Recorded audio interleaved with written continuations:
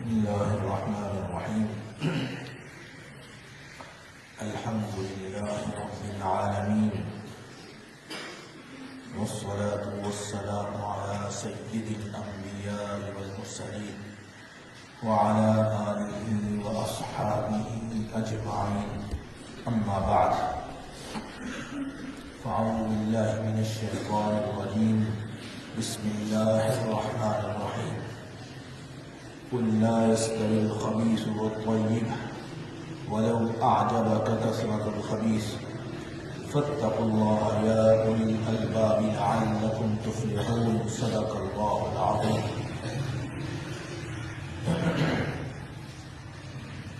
سورۃ المائدہ کی آیت مقدسہ پچھلے جمعۃ المبارک کی گفتگو میں ہم نے سنی. اللہ تعالی نے ایک اہم اصول اور ایک قانون رہتی دنیا تک کے لیے یہ وضع فرمایا اور آپ صلی اللہ علیہ وسلم کی زبان مقدس سے اس کا اعلان فرمایا. قل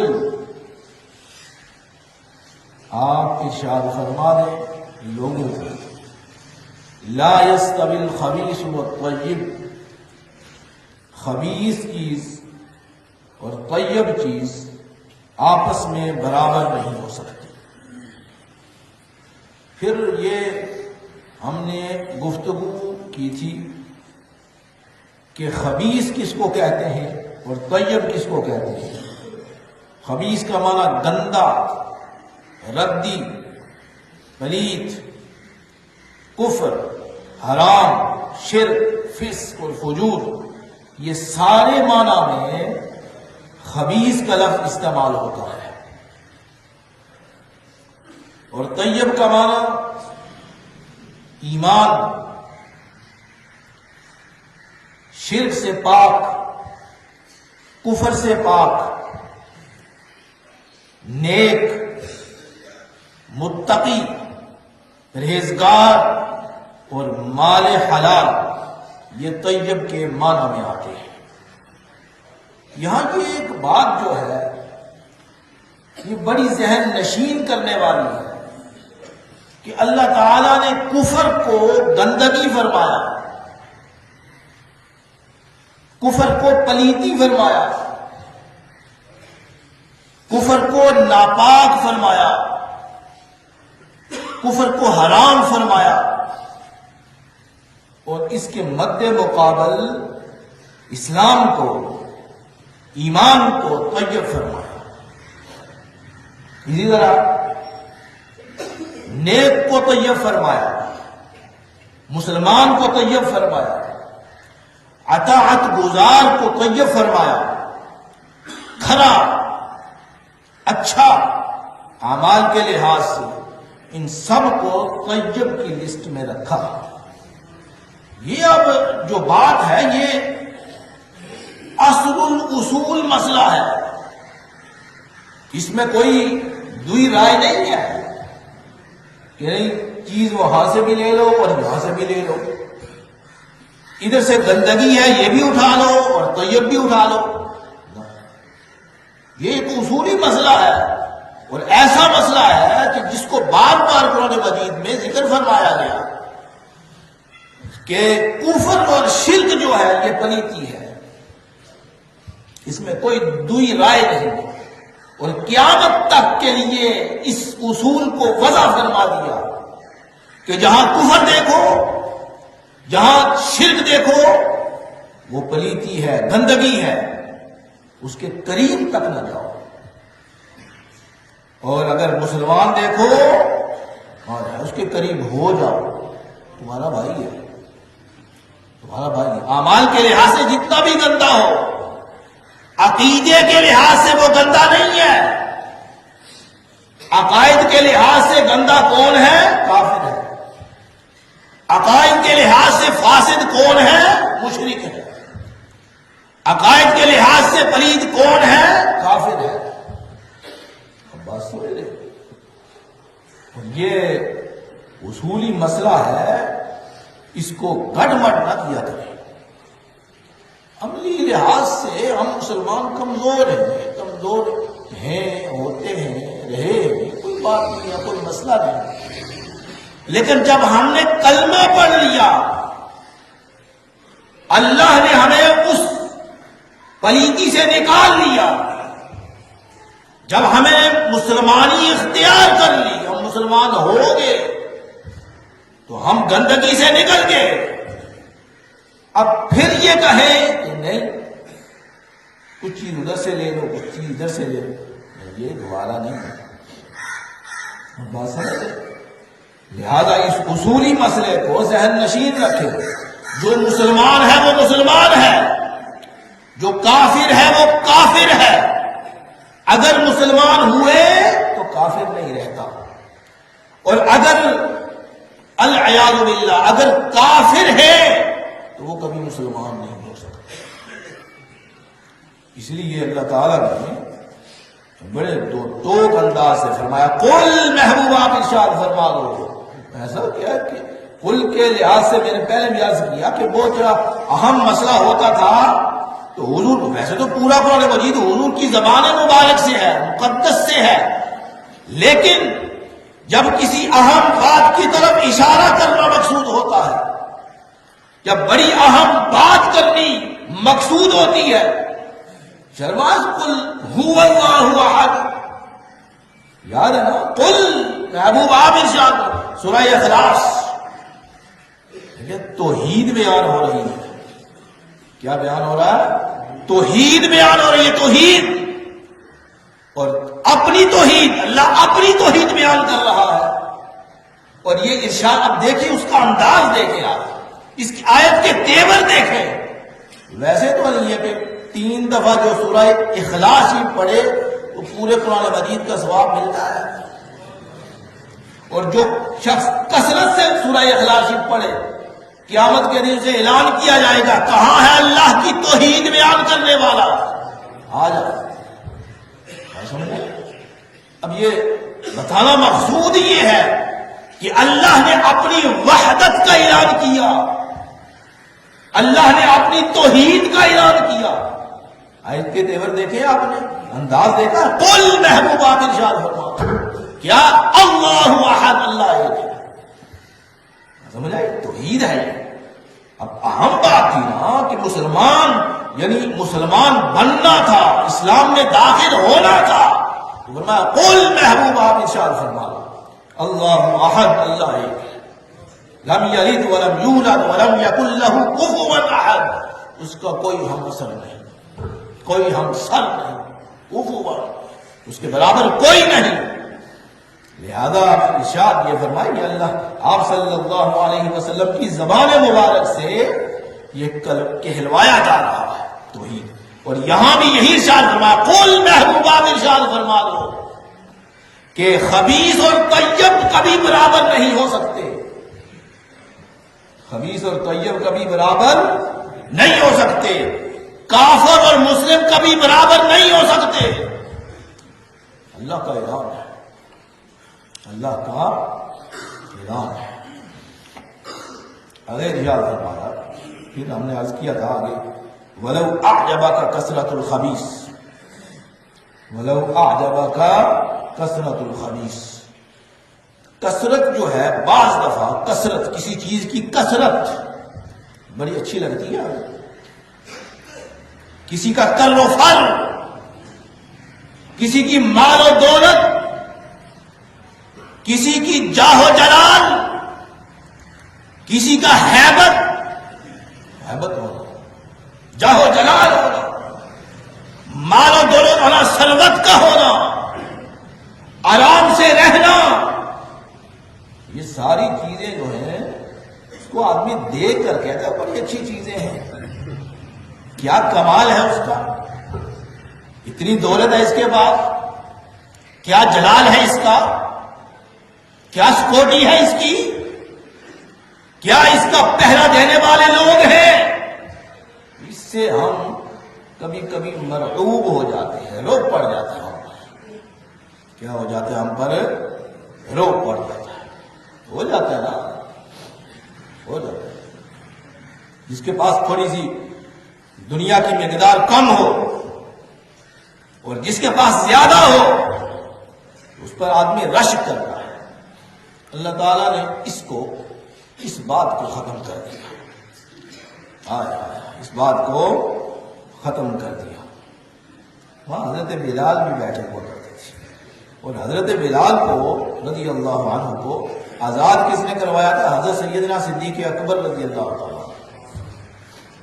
وہ تو غلام تھے، لیکن انہوں نے غلام کیا۔ والد صاحب نے کہا کوئی اچھا سا غلام آزاد کروا، تیری خدمت بھی کیا کرے۔ انہوں نے کہا نہیں، یہ مقصود نہیں ہے، مقصود یہ ہے کہ یہ مسلمان ہے، مقصود یہ ہے کہ یہ مسلمان ہے، اس لیے آزاد کروا رہے ہیں۔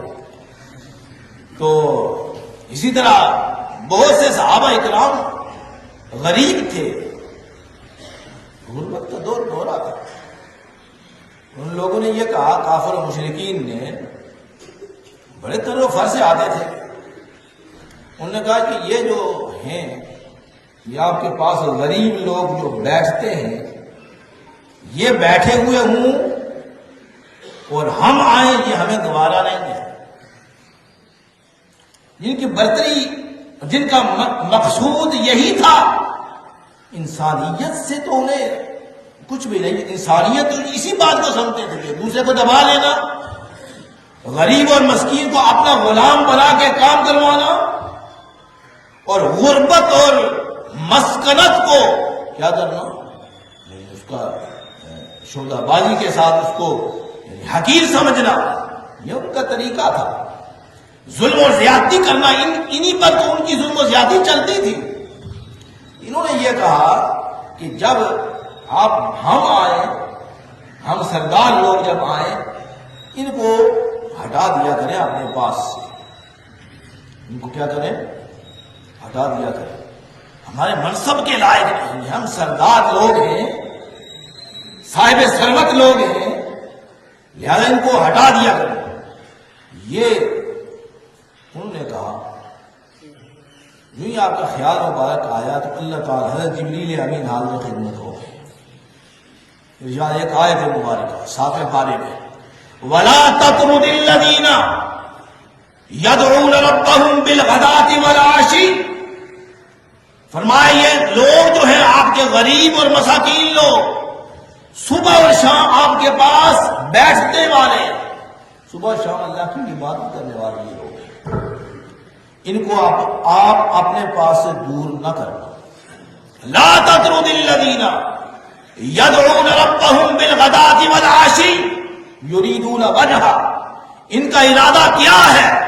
ان کا ارادہ یہی ہے کہ اللہ کی رضا حاصل ہو جائے، اللہ کی رضا حاصل ہو جائے۔ یہاں پتہ چلتا ہے کہ اللہ کے پیمانے میں کس چیز کی وقت ہے، کس چیز کی وقت ہے۔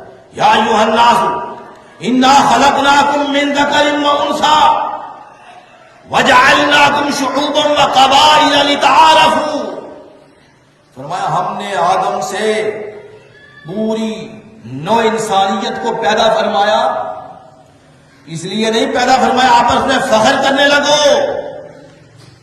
اگر جو فخر کرنے والا ہے وہ کہاں سے بنا ہے؟ وہ تو سونے سے بنا ہوا ہے یا چاندی اس کے ساتھ لگی ہے؟ نہیں، وہ بھی اس مٹی سے بنا ہے۔ ساری انسانیت ہم نے اس مٹی سے بنائی ہے۔ انسانیت کے لحاظ سے تو سارے برابر ہیں، لیکن ہم نے جس بنیاد کو کیا بنایا، وقار، عزت دی، وَإِنَّ أَكْرَمَكُمْ عِنْدَ اللَّهِ أَتْقَاكُمْ، فرمایا جو زیادہ پرہیزگار ہوگا ہمارے نزدیک اس کی زیادہ عزت ہوگی۔ باقی ساری چیزیں ہم نے جڑ سے اکھاڑ کے رکھ دی۔ یہ سارے عزتوں کو کوئی مال کے ساتھ عزت چاہتا ہے کہ میرا مال زیادہ ہے، میں زیادہ عزت والا ہوں، میرے پاس مکان زیادہ ہے، زیادہ عزت والا ہوں۔ إِنَّ أَكْرَمَكُمْ عِنْدَ اللَّهِ أَتْقَاكُمْ، فرمایا اللہ کے نزدیک سب سے زیادہ عزت والا وہ شخص ہے جو اللہ سے ڈرنے والا شخص ہے۔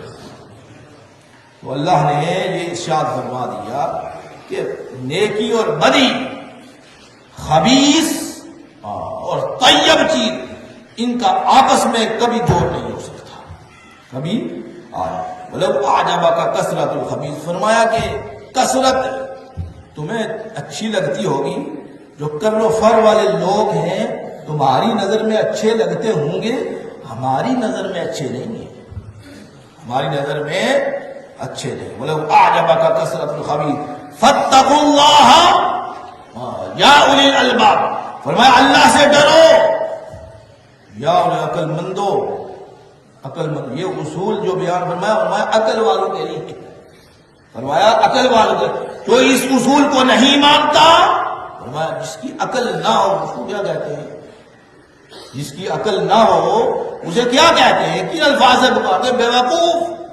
فرمایا ہمارے اس اصول کو جو نہیں مانتا، فرمایا وہ بے وقوف ہے، وہ کیا ہے، بے وقوف ہے۔ تو ارشاد فرمایا خبیث اور طیب چیز آپس میں برابر نہیں ہو سکتی۔ ایک اور مقام پہ ارشاد فرمایا وَمَا يَسْتَوِي الْأَعْمَى وَالْبَصِيرُ، فرمایا جو دیکھنے والا ہے جو اندھا ہے، کتنا بڑا فرق ہے۔ اسی طرح فرمایا جس کے دل میں ایمان ہے وہ بینا شخص ہے، وہ دیکھنے والا شخص ہے، جس کے دل میں کفر ہے فرمایا وہ کیا ہے، اندھا ہے، اندھا، اس کو دکھائی نہیں دیتا۔ وَلَا الظُّلُمَاتُ وَلَا النُّورُ، فرمایا روشنی اور اندھیرا آپس میں ایک ہو سکتے ہیں، یہ کہیں کہ روشنی بھی ہے اور اندھیرا بھی ہے، نہیں، آپس میں ان کا کوئی جوڑ نہیں ہے۔ روشنی ہوگی تو اندھیرا نہیں ہوگا، اندھیرا ہوگا تو روشنی نہیں ہوگی۔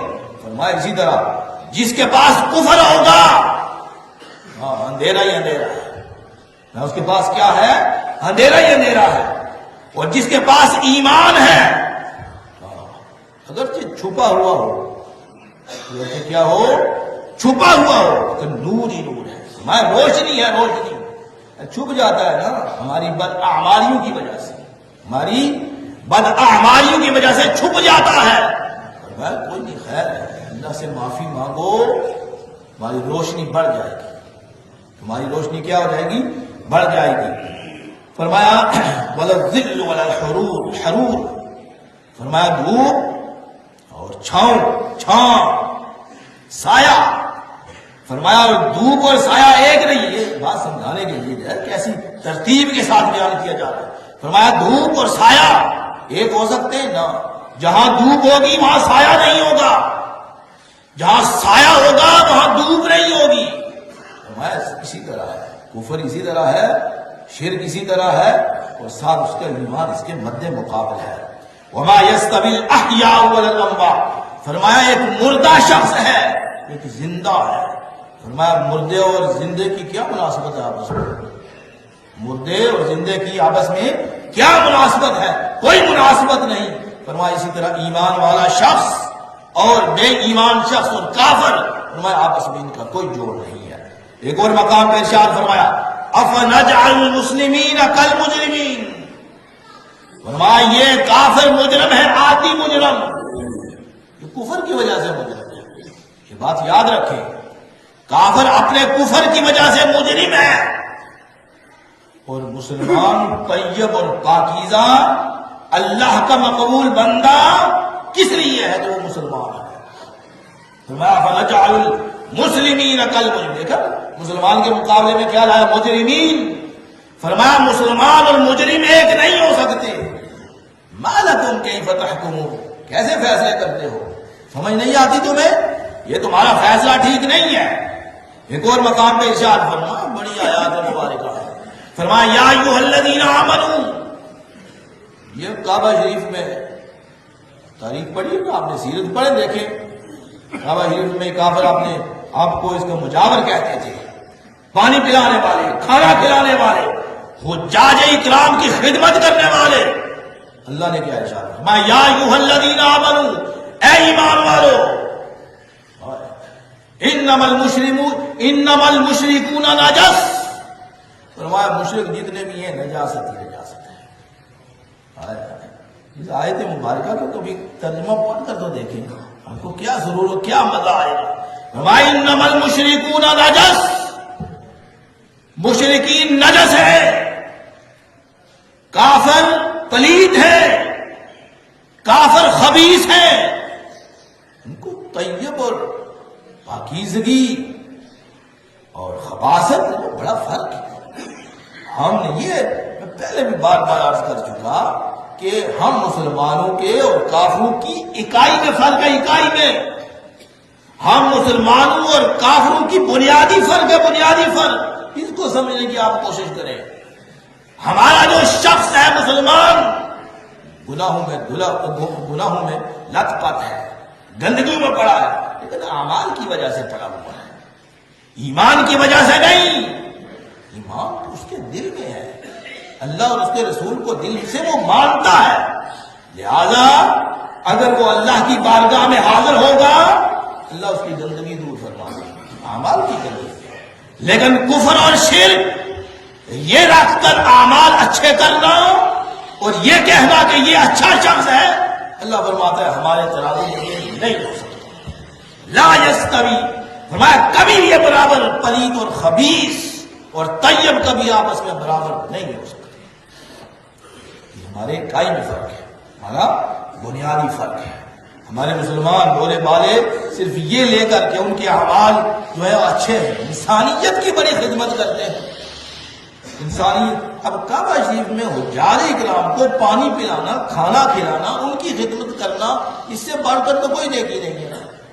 تو اللہ نے کیا ارشاد فرمایا، یہ یا ایھا الذین انما المشرکون نجس، آگے کیا ارشاد فرمایا، فلا یقربوا المسجد الحرام بعد عام، حج کا آپ صلی اللہ علیہ وسلم حج کے لیے قافلہ روانہ فرمایا مدینہ شریف سے۔ سیدنا صدیق اکبر رضی اللہ تعالیٰ عنہ قافلے کے سپہ سالار تھے، پیچھے سے حضرت علی رضی اللہ تعالیٰ عنہ کو یہ آیات مبارکہ دے کر بھیجا، فرمایا جا کر اعلان کر دو، قیامت کے دن تک اعلان ہے، قیامت کے دن تک اعلان ہے۔ فرمایا یا ایھا الذین آمنوا، اے ایمان والو، انما المشرکون نجس، مشرک نجس ہیں، پلید ہیں، فلا یقربوا المسجد الحرام بعد عامہم ھذا، فرمایا اس سال کے بعد، اس سال چھوٹ دے دو، اس سال کیا کرو، چھوٹ دے دو، نرمی پیدا کر دو، اس سال کے بعد مسجد حرام میں مشرک اور کافر کبھی داخل نہیں ہو سکتا،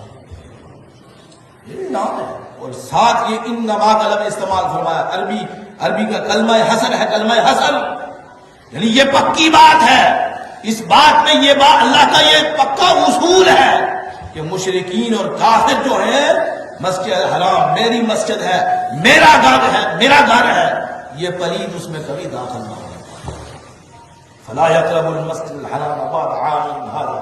ایک اور مقام پہ فرمایا والذین کفروا الی جہنم یحشرون لیمیز اللہ الخبیث من الطیب فیجعل الخبیث بعضہ علی بعض فیرکمہ جمیعا فیجعلہ فی جہنم۔